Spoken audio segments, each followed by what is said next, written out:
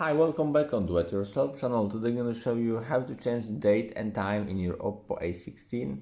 To do this operation, go to the settings and search for additional settings. Yes, there is here.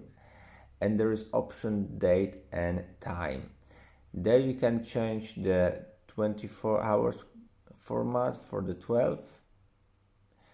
You can set automatically time zone if you wish. If not, you can choose the time whatever you want and date whatever you want.